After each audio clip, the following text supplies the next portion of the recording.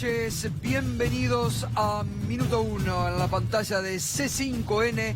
Hoy más que nunca, la realidad, lo que otros cada vez te cuentan menos, lo que otros cada vez te cuentan menos y te muestran aquí diariamente, te lo mostramos, te lo contamos, clarificamos la información y la realidad para que estés muy bien informado. Y a partir de este momento nos podés acompañar con el hashtag Viernes Negro. Y le cuento por qué. Mire, para resumir lo que realmente ha sido un Viernes Negro.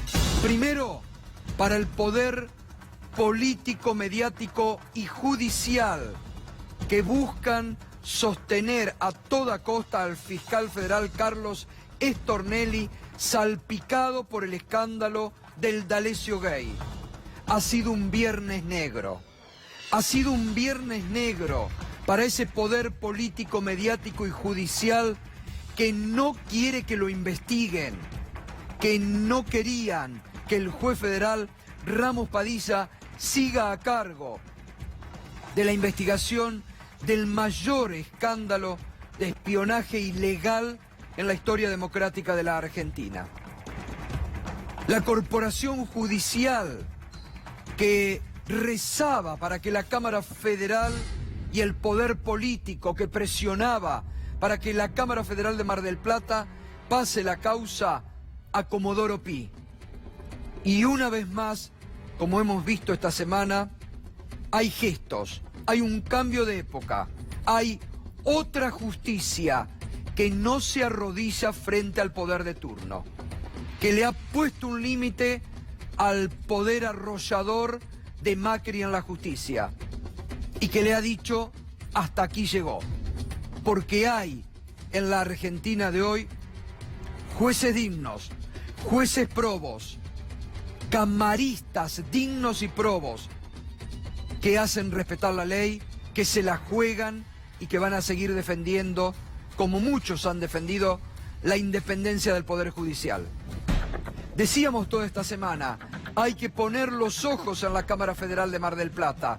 Y la Cámara Federal de Mar del Plata actuó a derecho, respaldó al juez federal Ramos Padilla y le asestó un duro golpe a la corporación de Comodoro Pi que buscaba a toda costa sacarle la causa a Ramos Padilla para seguramente cajonearla en algún despacho de alguno de los jueces que hasta ahora le sirven al gobierno de Macri y a este poder mediático, político y judicial que, como muy bien definiera Horacio Berbisky al comienzo de esta podredumbre que se empezó a destapar, este poder político, mediático y judicial está en calzoncillos.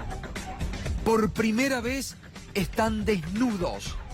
Por primera vez empiezan a ser investigados en la Argentina. Están salpicados, están tocados.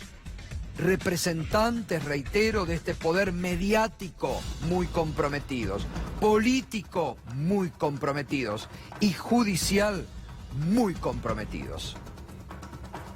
Y esta noche, con Juana Morín, te vamos a presentar un documento exclusivo de la conexión internacional del D'Alessio Gate. Esta semana estuvieron aquí 2 diputados del Frente Amplio, del partido gobernante de la República Oriental del Uruguay, que vinieron a la Argentina a entrevistarse con el juez Padilla, a entrevistarse con sus pares del Congreso, porque el D'Alessio Gate también investigó ilegalmente a la República Oriental del Uruguay. Y hay un documento revelador que esta noche te lo vamos a mostrar. Pero ha sido un viernes negro para la economía. Este gobierno, que el único plan que tiene y que defiende a capa y espada es mantener la estabilidad del dólar, ni siquiera eso es capaz de hacer. El dólar se le vuelve a escapar. El dólar hoy superó los 43 pesos.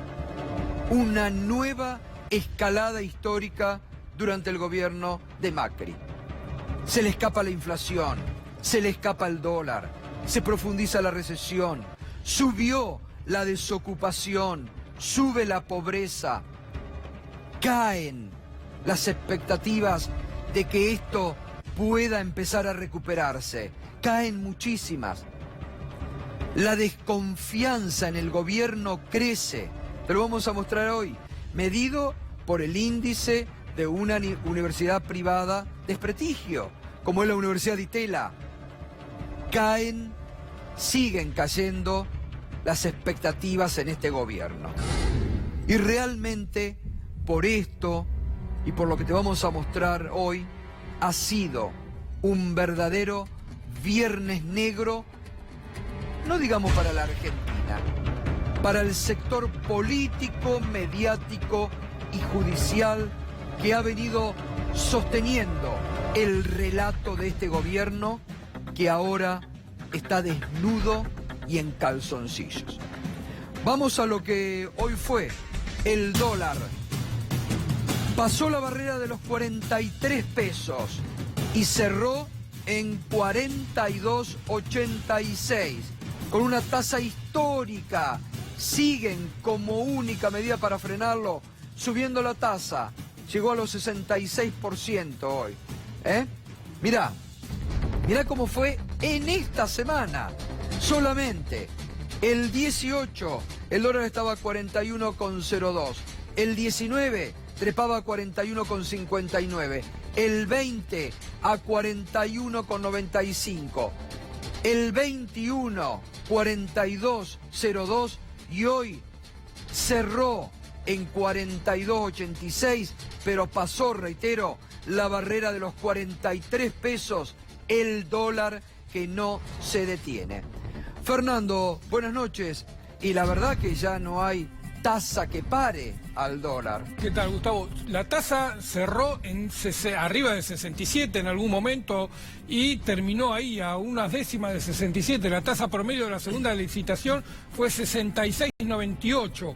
Así que te imaginás que, pese a la suba, apenas lograron morigerar un poco el incremento del dólar, que hubo un mal contexto internacional, es cierto. Hoy todas las monedas de la región se devaluaron frente al dólar, pero siempre pasa que Argentina se castiga un poco más. El riesgo país se disparó hoy, llegó a estar 7,69, cerró un puntito abajo, 7,68, pero también subió el dólar, subió el riesgo país, subió la tasa.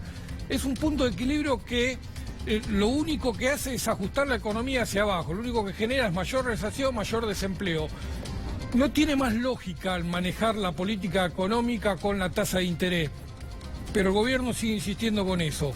Está claro que se están dolarizando todos los ahorros, está claro que el que necesita dólares va y los compra al valor que esté en el momento. Se sabe que en algún momento va a estar más alto, esa es la estimación del mercado. La estimación del mercado hoy es que el dólar es barato y por lo tanto lo pagan al precio que te lo están Ahora, pidiendo. Fernando, explícame, ¿cómo con esta tasa, casi al 70%, que hunde la producción, que produce más recesión, el dólar está disparado a 43? Quiere decir que si esta tasa no existiera, ya estaría mucho más arriba el dólar. Sí, seguramente, porque es el único incentivo hoy a estar en peso, es el rendimiento que está dando la tasa de interés. Igual debe ser discúlpame, pero a medida que, porque vos sos el que sabés acá de economía, debe ser el único país del mundo en este momento que tiene tasas a este nivel, ¿no? Sí, debe seguro. ser el único país del mundo. Además, acordate, Gato, cuando empezó la corrida el año pasado, en abril del año pasado, llevaron la tasa en un momento a 40 y dijeron, no, esto es una tasa de emergencia, esto no puede resistir más de un par de semanas, un mes a lo sumo porque es una emergencia. Hace un año que estamos con tasa arriba del 40%, llegamos a tener tasa de 74%, ahora de nuevo 67%. Sí. Es inviable sostener esta tasa, porque además se está generando, con los intereses de la LELIQ, una bola de nieve que en algún momento va a volver a estallar. Claro. Así como estalló la LEVAC, va a haber problemas con la LELIQ en algún momento. Exacto. Bueno, pero fíjate, acá hemos hecho una cronología del dólar y cada suba le fuimos poniendo una denominación, un nombre, que marca muy bien el relato mentiroso que ha tenido este gobierno en la economía desde el 10 de diciembre del 2015 a la fecha. Un relato que ahora se les ha caído, como muchas de las mentiras mediáticas que han sostenido este gobierno y que se siguen cayendo. En el dólar, desde aquella famosa promesa en el debate frente a Daniel Scioli, que dijo Macri, no va a haber devaluación, cuando el dólar estaba a 9, y lo primero que hicieron cuando llegaron al poder, devaluaron. Y devaluaron casi 40%. El dólar lo recibieron a 9 y pico, y mirá, vamos al desarrollo del dólar en la época Macri. El dólar Prat Gay trepó a 16 pesos. Decía Prat Gay, no, miren, ya hay una devaluación de hecho, el dólar puede estar en 15 pesos y el dólar fue a 16 pesos. ¿Se acuerda cuando Alfonso Prat Gay decía, y en forma realmente muy escandalosa, cuando empezaron con los aumentos, que decía, pero son 2 pizzas? Ahora ya ni sé cuántas pizzas será, porque mucha gente no puede comprar hoy pizza. Pero ellos jugaban insensiblemente con eso. Y el dólar entonces se disparó a 16 pesos con Prat Gay. Después, en esos momentos, me acuerdo, venía el economista Bogiano por principio del 2016 a este programa y decía, el dólar tiene que estar en 20 pesos. Y la verdad, admito, le decíamos, pero vos estás loco. ¿Qué decís? Y el dólar llegó a 20 pesos y fue el dólar Bogiano a 20 pesos. Y ahí no paró, ¿eh? Elisa Carrió, ¿se acuerdan cuando Elisa Carrió el año pasado llegaba de Estados Unidos a comienzo del año pasado y dijo, miren, está lleno de argentinos, Estados Unidos, la economía argentina anda fantástica porque está lleno de argentinos en Miami? Y el dólar había trepado a 23 pesos y ella dijo y aseguró y prometió, el dólar se queda en 23 pesos. Tranquilos, dijo. El dólar en 23 pesos. El dólar Carrió en 23 pesos. ¿Dónde se consigue hoy el dólar Carrió a 23 pesos? Siguió trepando. Y apareció un infaltable, Cristiano Rattazzi. Dijo cuando estaba a 23, el dólar tiene que estar a 26. Y llegó el dólar Cristiano Rattazzi a 26 pesos. Pero no se quedó en 26. Siguió trepando. Y llegó el dólar Sturzenegger, porque era, ¿se acuerdan? 28 de diciembre, el Día de los Inocentes, cuando del 2017 cambiaron todas las variables y dijeron, vamos a cambiar todo, ya no tenemos más, ¿cómo era lo que habían dicho, Fernando, ese 28 de diciembre, cuando intervino el poder político sobre Sturzenegger? No, lo que cambiaron ahí fue la expectativa de inflación. Exacto. Y ahí llegó el dólar Federico Sturzenegger a 28 pesos, ¿eh? Fíjese, mire el trayecto del dólar. ¿Prometían que se iba a quedar? No. Fue cuando, de urgencia y de un día para el otro, el gobierno de Macri acudió, sabiendo la que se le venía, al Fondo Monetario Internacional. Y el dólar FMI estaba en 30,72. No se quedó ahí, 31 pesos el dólar flan. La irrupción del nuevo intelectual de Cambiemos, de Casero, que se convirtió rápidamente con ese, ¿se acuerdan? Ese pedido alocado de flan, flan, flan, que salió a gritar en algún programa de televisión, convirtiéndose Alfredo Casero en el nuevo intelectual de Cambiemos. Bueno, llegó el dólar Casero, el dólar flan, a 31 pesos. No se quedó ahí. Siguió, fue el dólar Desconfianza, 34,48, ya a mitad del año pasado. Y después el dólar Messi. Hoy no es un buen día para hablar de Messi, no es un buen día para hablar de Messi, lamento a los futboleros, pero cuando el jefe de gabinete reemplaza a Sturzenegger y dice, ahora sí va a andar todo bien, porque llegó el Messi de las finanzas, tenemos a ¿cómo fue que dijo? La Champions League, ¿no? Lo comparó. Sí, para jugar en la Champions League. El Toto Caputo, 39,87, se patinó el Toto, el Messi de las finanzas, 15.000 millones de dólares, anda a buscarlo porque el Toto no sabemos dónde está, se patinó 15.000 millones de dólares, y siguió. Sí, inflación y dólares ya estuvieron ahí parejos sobre el final del año pasado, 40-24. Crisis de los 40, le llegó al dólar también, la crisis de los 40. Y hoy, y nos habíamos olvidado de hacer hoy, ayer habló el presidente Macri, que dijo que estaba muy caliente.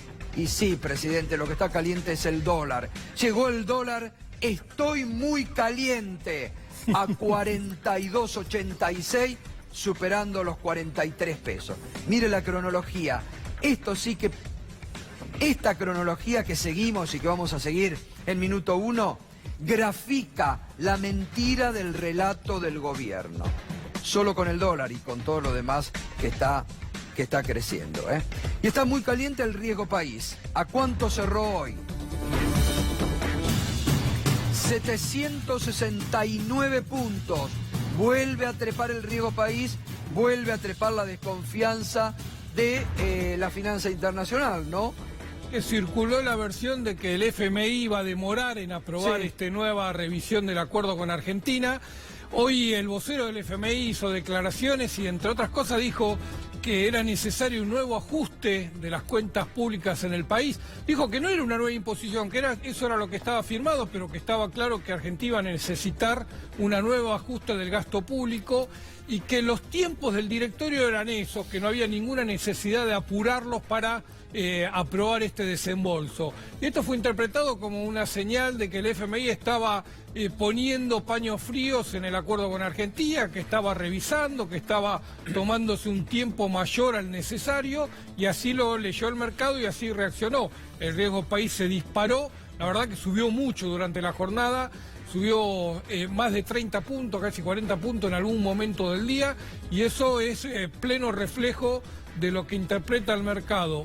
Paño frío del FMI, se complica el frente externo, Brasil está cada vez peor en su situación económica, la reforma previsional que presentó no satisfizo a los mercados, así que un contexto internacional malo y un FMI que no acompaña. Bien, y ámbito.com, que también refleja lo que fueron las acciones. El viernes negro, el Merval se hundió 3,7 por contexto global adverso. El panel líder de Bima se desplomó a 32.908 unidades.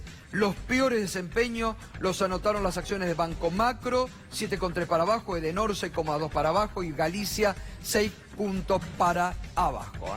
En Wall Street también. En Wall Street, por su parte, los ADRC argentinos se derrumbaron hasta 9,3% del Banco Macro. Mientras que en la bolsa de New York, los principales índices bursátiles bajaron hasta 2,5 en una jornada marcada por el temor al enfriamiento de la economía global.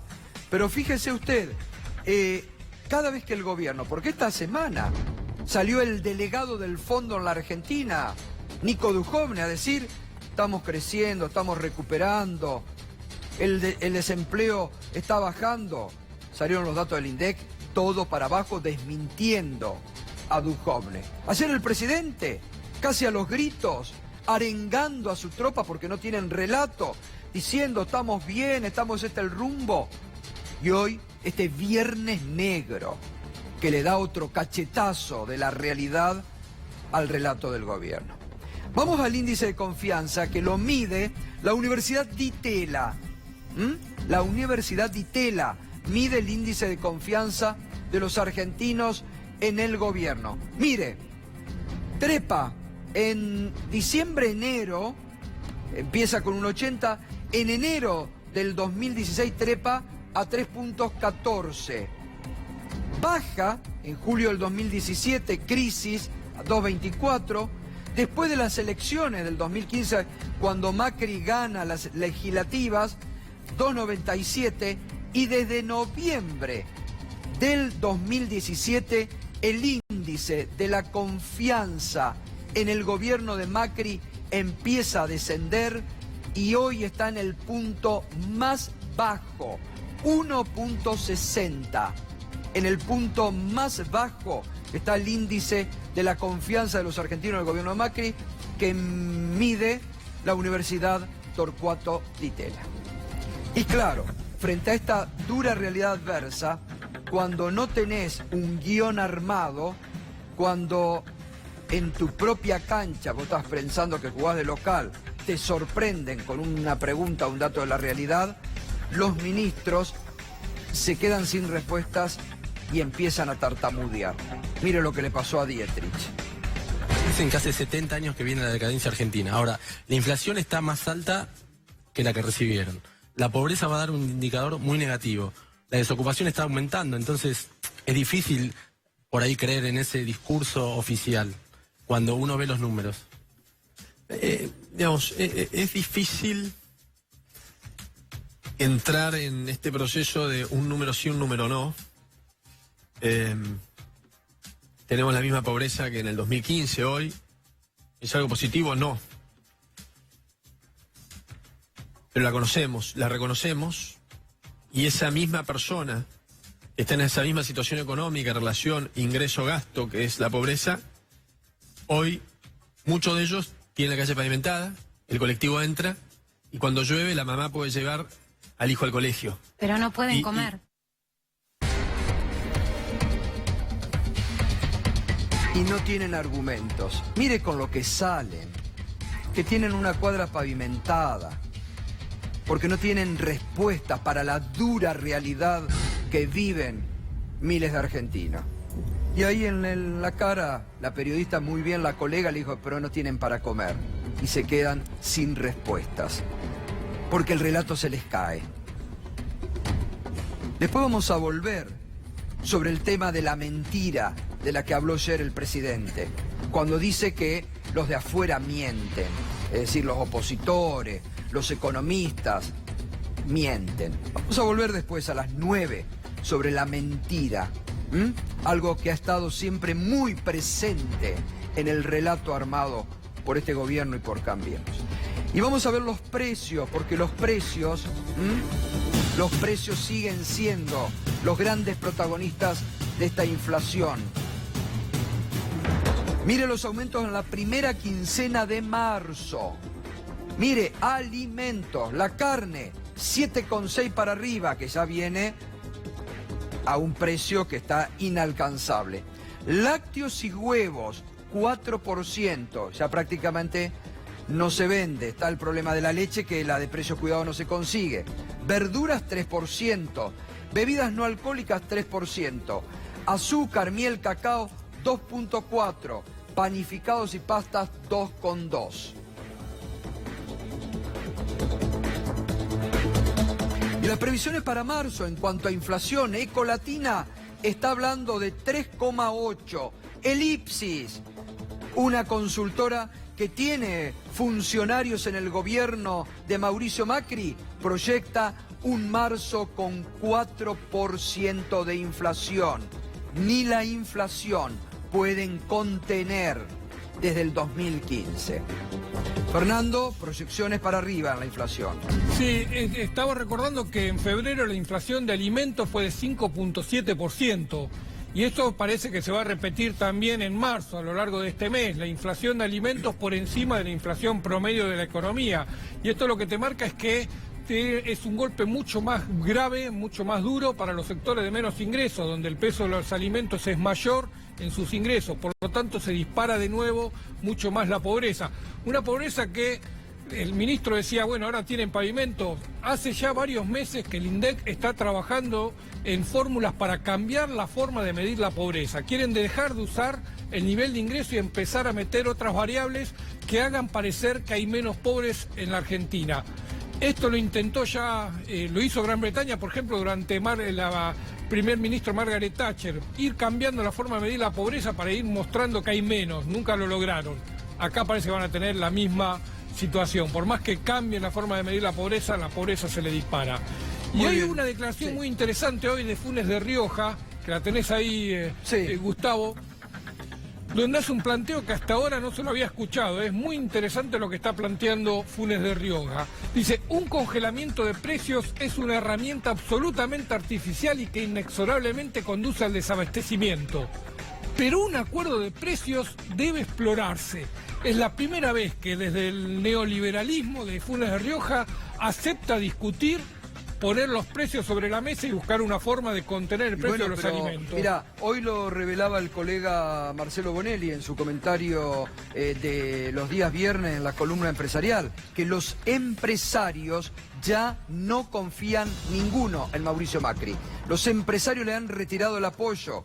Y una prueba de eso es que la UIA va a ratificar a Eduardo Acevedo, que es un crítico del gobierno ahora, en la conducción. Entonces, los empresarios ven cómo se les desploma su actividad, cómo cierran las industrias. Y los empresarios ven que Dante Sica, que venía con la promesa de reactivar, se ha convertido en un fundamentalista de Cambiemos, que se olvidó de lo que él decía cuando era consultor. Entonces, realmente, hoy ni los propios empresarios que sostuvieron este modelo y que sostuvieron la llegada de Macri al poder, le confían, le han retirado totalmente el apoyo. Hay muchos industriales que van a participar de la marcha de la CGT del 4 de abril, una marcha que se llama por la producción y el trabajo, ¿no? Hay muchos industriales. Los gremios industriales, justamente. Pero además entidades empresarias industriales prometen que va a haber industrial de primera línea marchando el 4 de abril. Yo lo quiero ver, algún industrial de primera línea marchando. Bueno. Pero dice que va a haber industriales ese día en la calle. Muy bien. Viernes negro para Stornelli, cada vez más solo, cada vez más complicado en el D'Alessio Gay. Se le cierran todos los ardides que ha intentado para no ir a declarar. Lo último, que estaba en capilla rogando que la Cámara Federal le quite a Ramos Padillo la causa y se la pase a algún juez amigo, Comodoro Pi, se le cayó hoy y está absolutamente en soledad Carlos Stornelli. Y ahora Irina Hauser. Buenas noches, Irina. Hola, buenas noches, Gato. La Cámara Federal de Mar del Plata lo que resolvió hoy fue una primera cuestión, que es la recusación. Carlos Stornelli le decía al juez Alejo Ramos Padilla que era parcial, que tenía intencionalidad, animosidad en su contra. La Cámara de Mar del Plata dijo que esto no es así, que no se puede leer de sus aseveraciones, ni de lo que se conoció públicamente, ni de lo que escribió en sus resoluciones. Es un respaldo sumamente importante. La Cámara, en la misma resolución, deja en claro que todavía no resolvió la cuestión de la competencia, no resolvió esa discusión sobre quién se va a quedar con la causa. Pero lo cierto es que con este respaldo el juez puede seguir adelante, puede seguir indagando. Lo puede indagar a Stornelli, tal como planteó hoy a la mañana en una nueva resolución, el martes 26. Lo citó para las 12 del mediodía. Este sí que es un ultimátum para el fiscal Carlos Stornelli. Le dijo que si esta vez no se presenta, ahora sí lo declara en rebeldía. Vamos a ver justamente eso, porque además, Irina, como bien marca vos, el juez prácticamente lo reta y le advierte en la resolución al fiscal Stornelli. La vamos a poner para que la gente la vea, ¿no?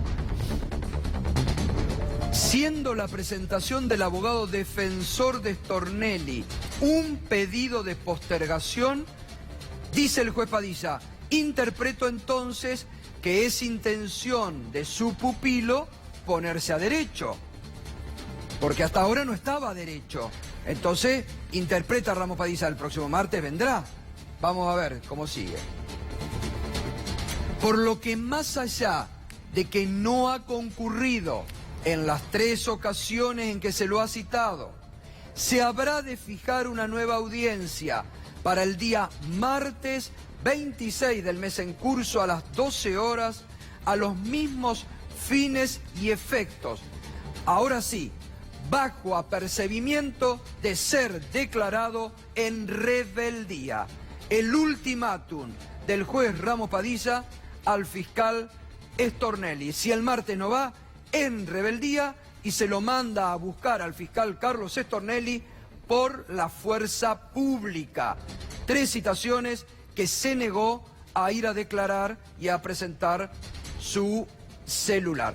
¿Le podría, por ejemplo, te pregunto, Irina, está Leopoldo Moró, ahora después le vamos a preguntar, y a los abogados en la próxima hora, pero el martes el juez le puede pedir que deje el celular o le puede secuestrar el celular a Stornelli? Podría perfectamente hacer eso. De hecho, a cada uno de los imputados que fueron a declarar les pide los celulares. Hasta ahora los han entregado. Uno de ellos, uno de los últimos que lo entregó fue Rodrigo González. Se lo va a pedir seguro, es la lógica, porque además, de hecho, ya lo pidió Ramos Padilla.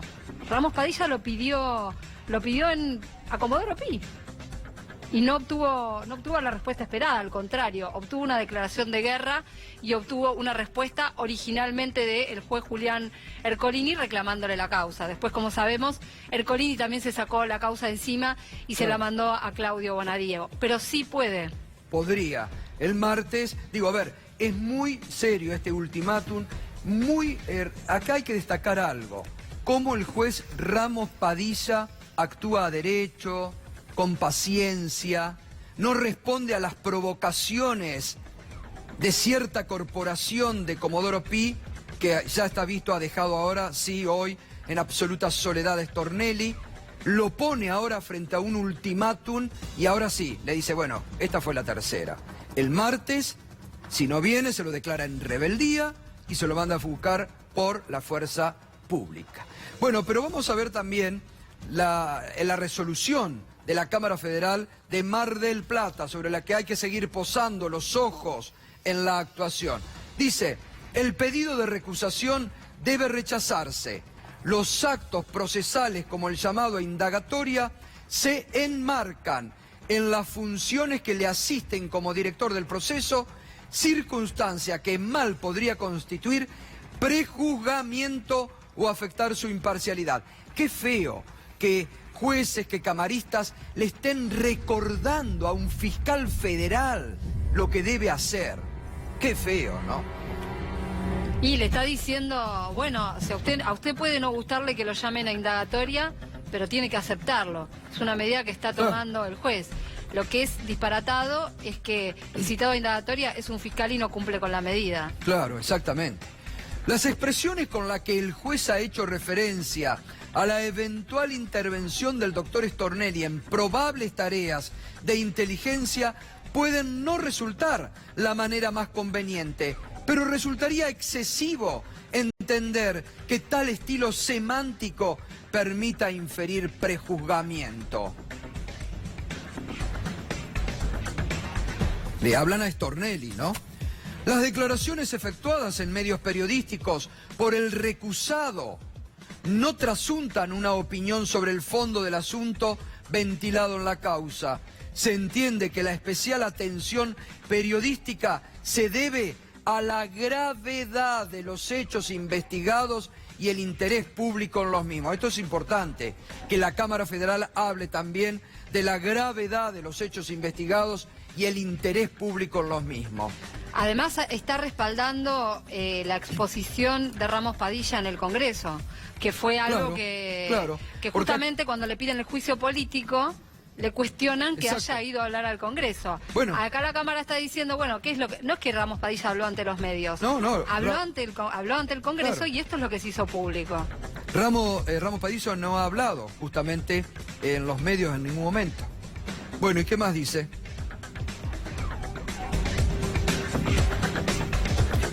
Ha dicho la Corte Suprema que las causales de apartamiento de un juez deben ser ante un acto de suma gravedad, analizadas en forma sumamente restrictiva y deben ajustarse estrictamente a alguno de los supuestos que la ley ritual establece en forma categórica y taxativa.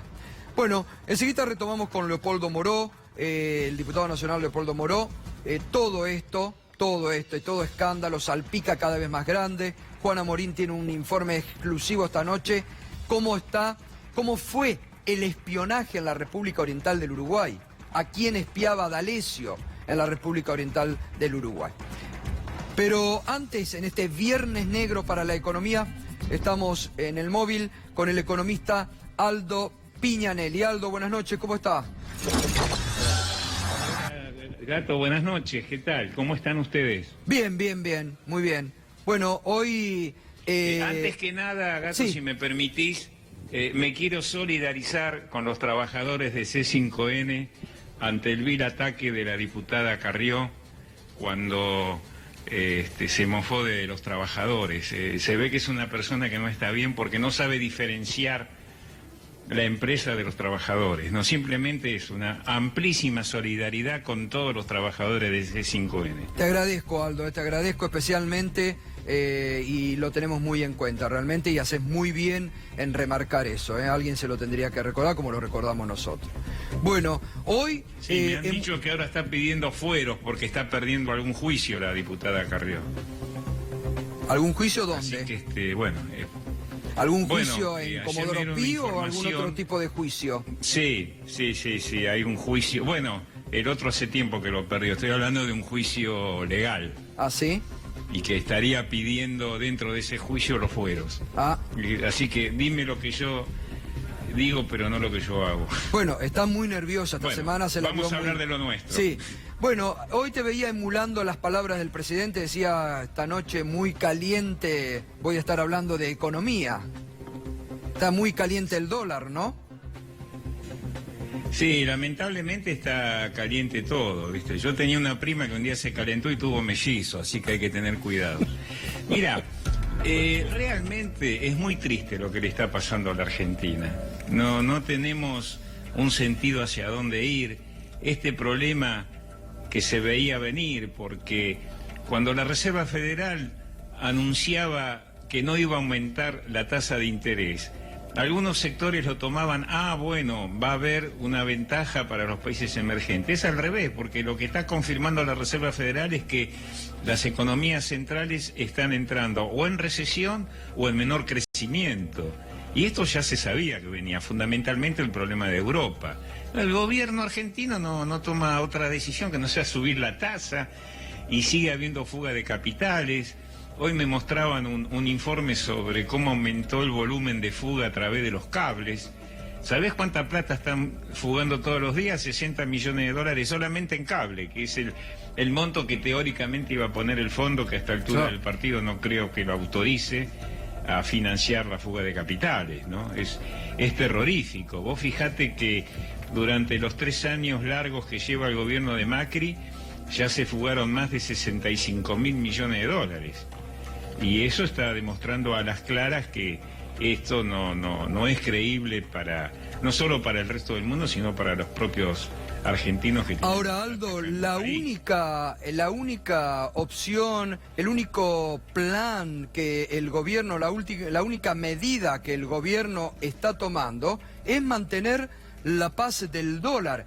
Y ni eso le está saliendo bien al gobierno, porque hoy se le disparó. Claro, ni eso, sí. Sí, 2% arriba hoy, a pesar de que subió la tasa a límites infinitos ya, porque por más que suban la tasa, con la recesión que tenemos en Argentina, con la fuga de capitales y con el nivel de inflación, insisto nuevamente, a ver, por favor, estos pseudos tecnócratas del Banco Central, no tenés inflación por demanda.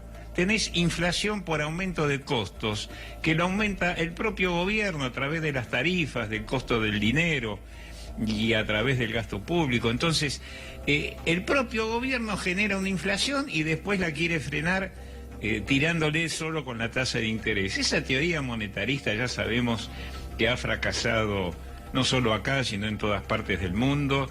Nosotros lo que necesitamos, sí, Macri, necesitamos crecer. Y no creo que ustedes, su gobierno, quieran crecer. Ustedes quieren achicar para que el negocio financiero siga siendo muy rentable y asegurarle a los que fugan capitales y a los amigos del poder el tipo de cambio lo más bajo posible. Y después nos van a dejar la deuda y un problema muy serio, social y político en la Argentina. Esto es lo que hoy lamentablemente estamos viendo que está pasando en la Argentina, y que no digan que no le avisamos que iba a pasar. Aldo, Sí, un minuto. No, digo, esto justamente, Aldo, hace mucho tiempo que venimos hablando con vos, lo venís marcando muy preocupadamente en algunos momentos, y el gobierno, ahora, lo increíble es que sigue con este relato de que, ayer lo reiteró nuevamente Macri, estamos en el rumbo correcto. Ahora, el rumbo correcto, que es más desocupación, más pobreza. ¿A dónde vamos? ¿Hacia dónde va esta economía con lo que ha fracasado ya?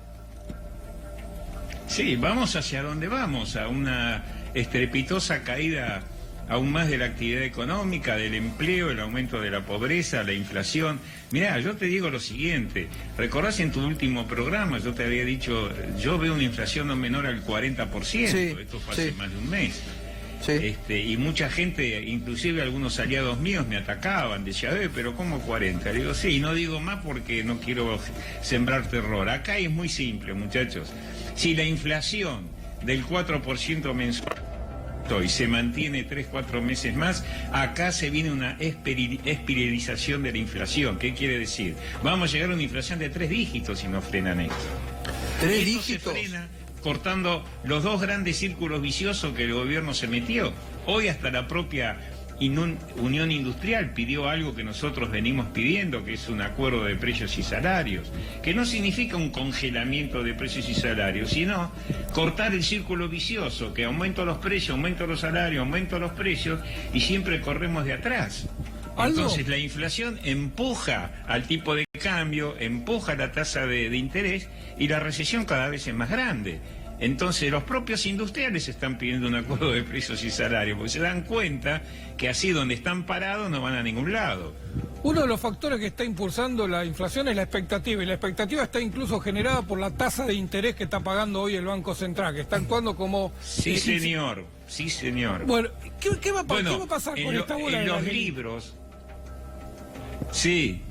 No, ¿Cómo, perdón? ¿Qué va a pasar con esta bola de las LELIC? Porque están generando dinero a un ritmo bueno. del 70% anual. Sí, 70% anual, capitalizable cada 7 días. Es una tasa superior al 100% anual, porque vos capitalizás los intereses cada 7 días, ¿no?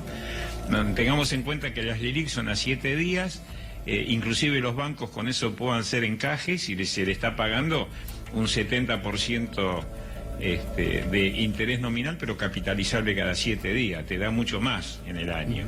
Bueno, las LELIC ya están cerca, en un par de meses van a ser igual que la base monetaria, o sea, que el circulante. Y en toda política monetaria, cuando la deuda, el pasivo que tiene el central, que es la base monetaria es la guita que tenemos todos los argentinos en el bolsillo, que eso no paga intereses, porque a mí no me pagan intereses por tener efectivo. Pero sí pagan las LELIC. Cuando el volumen de las LELIC, como pasó el año pasado o el anteaño, cuando las LEVAC superaron a la base monetaria, la única que le queda al Banco Central para salvar su balance es devaluar. Entonces es inexorable. Y aparte... ¿Y va a los seguir, libros cree, esta que devaluación? tanto les gusta leer ¿Cómo? ¿Va a seguir este ritmo de devaluación? Sí, claro, porque la devaluación va a continuar acompañando como mínimo la inflación. Y si vos tenés una inflación del 4%, mirá, en el primer trimestre del 2019 vamos a tener una inflación del 11%.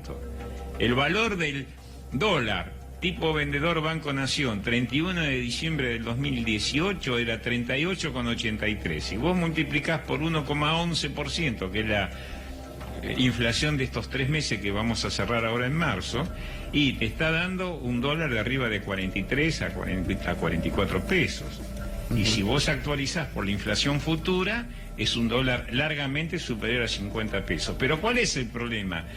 Que si no logran bajar del nivel que está hoy, del orden del 4 mensual, acá, insisto, con este riesgo, claro, tenemos el riesgo de que se espiralice la inflación como... Bueno, a ver si ocurrió teníamos un al problemita gobierno técnico. dictatorial de Onganía a fines de los 60. Entonces se te espiraliza la inflación y podés llegar a un nivel de inflación impensado Claro. en estos momentos. Y ese es el riesgo que Está tiene bien. Perfecto. El gobierno, inclusive el Banco Central, al pagar esa tasa del 70 o más anual, vos sabés que en los libros, teóricamente, la inflación es la que marca el nivel de tasa de interés futura. Sí, sí. Entonces, si vos tenés una tasa del 70, es porque el Banco Central está viendo que tiene riesgo de que nos vamos a una inflación cercana a los 3 dígitos, lo cual sería terrible para el país. Tremendo. Aldo, un fuerte abrazo, gracias y bueno, nos alegramos como siempre de verte ahí, al pie del cañón. Un abrazo enorme.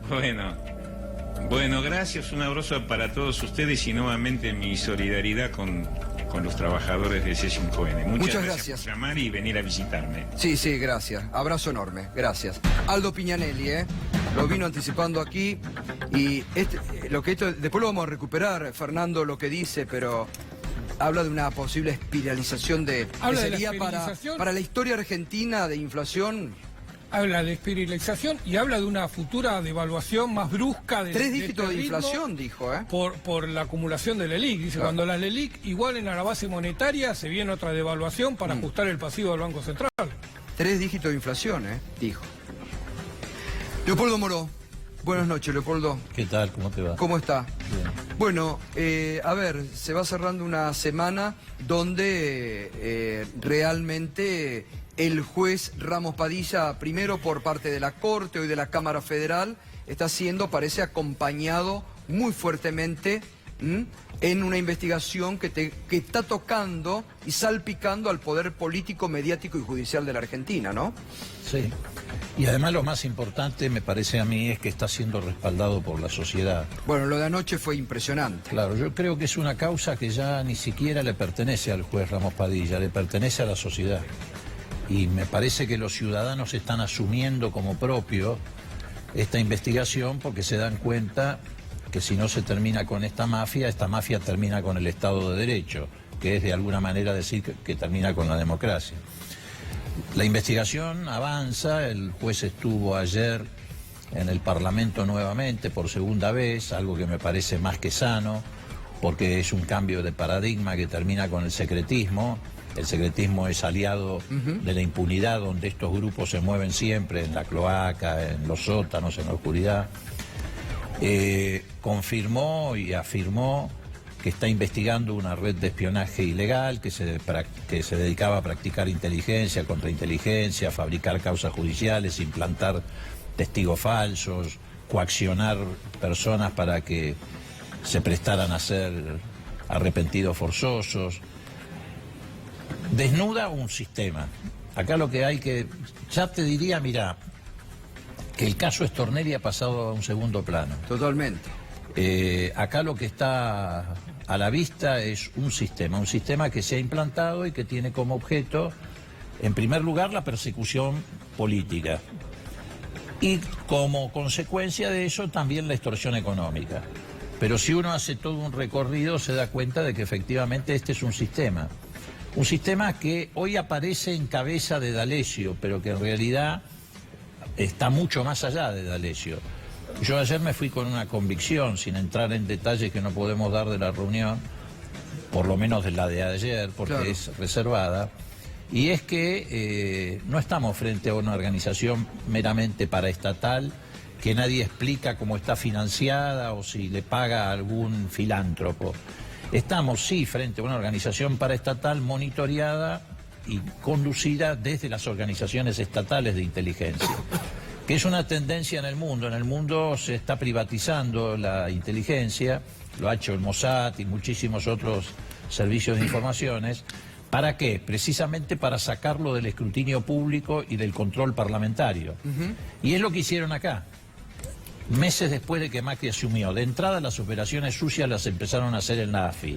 Y después dijeron, no, vamos a tratar de sacar esto afuera porque nos puede traer problemas por el escrutinio público, por el control parlamentario. Y con los fondos reservados, que ahora vuelven a ser absolutamente reservados, porque fue lo primero que hizo Macri con un decreto de necesidad y urgencia que volvió al viejo sistema de que no hay rendición de cuentas, están financiando esta organización paralela. Pero hay algo todavía mucho peor. Además de monitorear... Empezó en el 2016. ¿Cómo? Empezó en el 2016 con la causa a Gabriel Traficante. Claro, empieza, digamos, a ver, la metodología empieza antes. Sí. Lo que pasa es que no tenía protección estatal. Claro. Es un grupo de tareas que funcionaba antes, pero sin la protección del Estado. Empiezan mucho antes, cuando inventan todas esas causas judiciales previas, como, bueno, el tema del memorándum con Irán, Claro, bueno. el dólar futuro. Pero eso era, digamos, parte del esquema para la llegada de Macri al poder. Exactamente. La operación El Exacto. Ascar, que la confiesa Barrio Nuevo Sí, sí. por televisión, dice, lo tuvimos secuestrado Sí, sí. bajo amenaza de que lo iban a matar a El Ascar con la nata. Esa metodología viene de antes, sobre todo... Lo de las cuentas de Máximo y Nilda Garré, Exactamente. también. Eso viene de antes, básicamente impulsado por los fondos buitres, que financiaron eso. Nosotros vimos en Londres un manuscrito que hizo Alexander Nix en una charla que tuvo con Paul Singer, donde se encargaba lo que después se llamó en la audiencia pública del Parlamento británico la campaña anti-argentina, anti-kirchnerista. Anti-kirchnerista, me acuerdo. Ahora, esa metodología después se instala ya con la protección estatal, digamos, ¿no? Comienzan a hacer algunas operaciones en la primera etapa de la CIDE, como por ejemplo la operación de el hostigamiento a Casanelo, que fue inventado ahí, Exacto. donde terminan los dos testigos diciendo falsos procesados. La operación de Fariña, la operación Fariña de lavado de dinero se hizo en la CIDE. Es más, Fariña termina entrevistándose con un ministro del Poder Ejecutivo, con su abogada defensora, para pactar los términos de ese arrepentimiento con el ministro Garabano. Y como ven que eso se les va un poco de las manos y está bajo escrutinio público, o por lo menos parlamentario, empiezan a operar con este encuadre paralelo. Bogolyuk fue miembro de la AFI hasta el año pasado y había tenido responsabilidad en el armado de un intento de extender las operaciones de inteligencia al Gran Buenos Aires. Por eso le responde D'Alessio a Bogolyuk. No es su único jefe, el otro jefe que tiene en materia de política internacional es Montoto. Porque lo que también ha ocurrido es que la inteligencia nacional ha resignado los objetivos geopolíticos y estratégicos y los ha subordinado a los objetivos estratégicos de Estados Unidos e Israel. Es decir, Argentina ya no tiene inteligencia nacional propia, vinculada a sus intereses nacionales. Pero, perdón, ¿hay un vínculo directo con el Estado de Israel? ¿Eso está comprobado? Pero absolutamente. Bueno, es uno ¿Hay documentos? Bueno, hay un documento del Ministerio de Defensa israelí.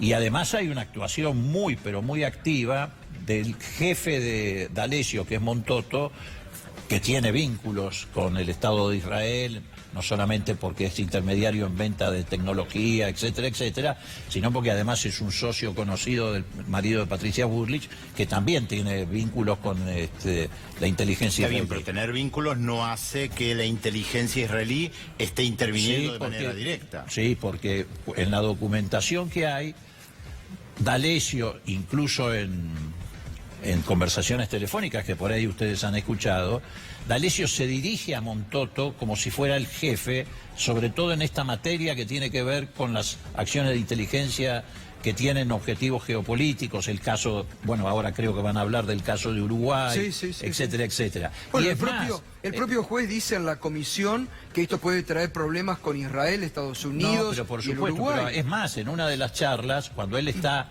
rindiéndole cuentas a Stornelli de sus actividades en plano a espionaje exterior, le dice, estuve con Montoto, y Stornelli responde, ese es mi hermano. Exacto. Él tenía dos jefes, uno era en materia de política internacional Montoto, que sería también el vínculo, supongo yo, con la embajada norteamericana, y el otro es Bogolyuk.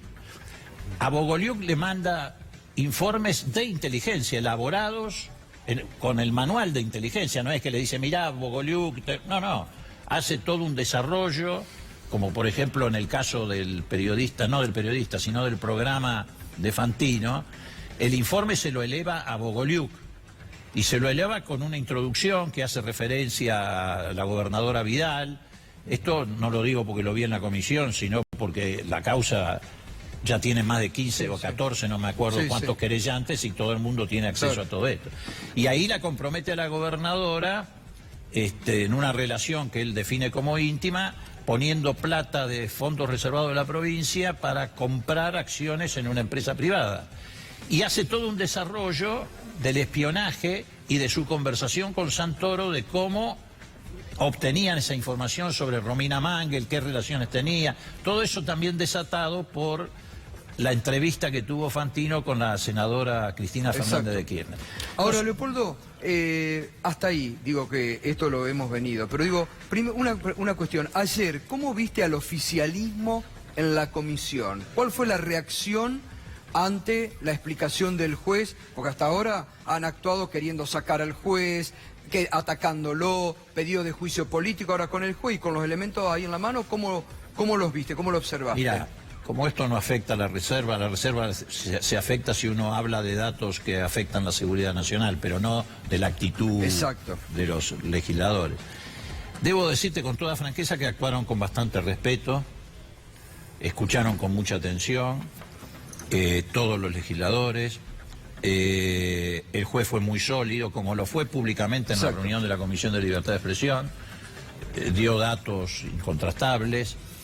Por ahí en algún momento, y no hago nombres, un par de diputados de Cambiemos que quedaron demudados cuando vieron alguna de estas cosas, intentaron algún comentario vinculado a el supuesto juicio político al juez en relación si había mandado la cosa a tal lugar en vez de mandarla a tal otra, pero nada de envergadura. Sobre todo los radicales actuaron con mucho respeto, e incluso algunos lo felicitaron al juez.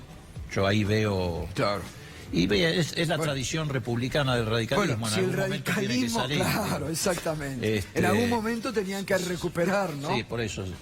La van recuperando en algún sentido, lo que no es malo. Exacto. Fue muy prolija la reunión, más breve. Fue una reunión de 2 horas y pico. Y yo creo que, por supuesto, quedó un debate entre nosotros. Nosotros afirmamos, me refiero a la oposición, que representa Unidad Ciudadana del Frente para la Victoria, en el seno de la comisión, que afirmamos que este no es simplemente un aparato paraestatal, no es que un grupo de personas se reunió y dijeron, che, ¿y si hacemos inteligencia? Sino que es un aparato paraestatal con vínculos económicos y operativos con el aparato estatal. El PRO, o Cambiemos, por el contrario, trata de decir que esto es un grupo de tipos que vaya a saber dónde consiguieron plata y se compraron toda esa aparatología. Habrá que ver cómo se define en el juez. Leopoldo, gracias como siempre, muy amable.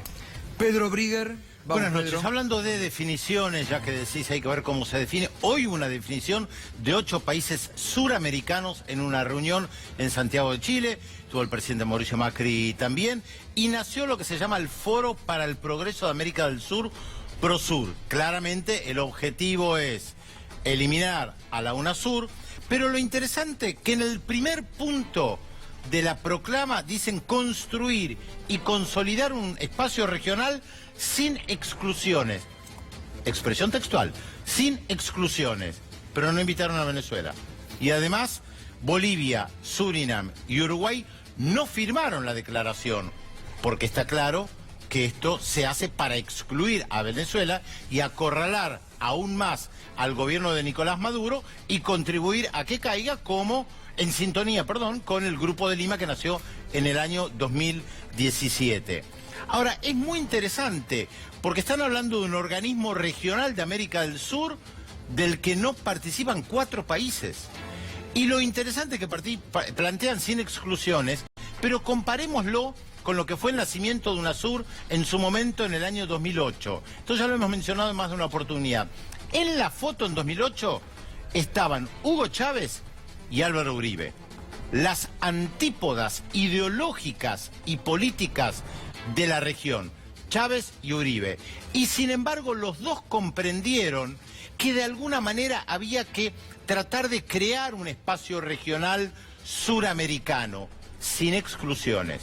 Bueno, esta es la contradicción de hoy, claramente muestra el avance de los gobiernos de derecha en América del Sur y claramente muestran que el objetivo central es derrocar a Nicolás Maduro, no es la integración regional, porque si no, realmente hubieran estado todos los países y hubieran tratado de congeniar de alguna manera para estar juntos en un mismo organismo. Hoy nació esto, va a tener una presidencia rotativa si es que dura este organismo, porque la pregunta es, ¿qué pueden ofrecer las derechas regionales cuando hablan de integración?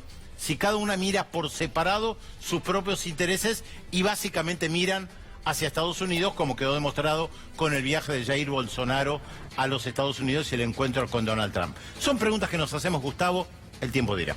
Gracias, Pedro. Enseguida, tras la pausa, información exclusiva, una investigación exclusiva. Ahora, el D'Alessio gay salpica a la República Oriental del Uruguay. Tenemos los videos, tenemos los documentos. Juana Morín se mete enseguida con ese tema. También te vamos a hablar de las mentiras de Macri en el historial del PRO. Ayer el presidente dijo, estaba muy caliente y con la mentira. ¿Y por casa cómo andamos? Enseguida, tras la pausa, minuto 1, la realidad. Quédate porque hay mucho más del D'Alessio gay en este viernes negro para el poder político, mediático y judicial que está siendo muy golpeado por este escándalo. Ya volvemos.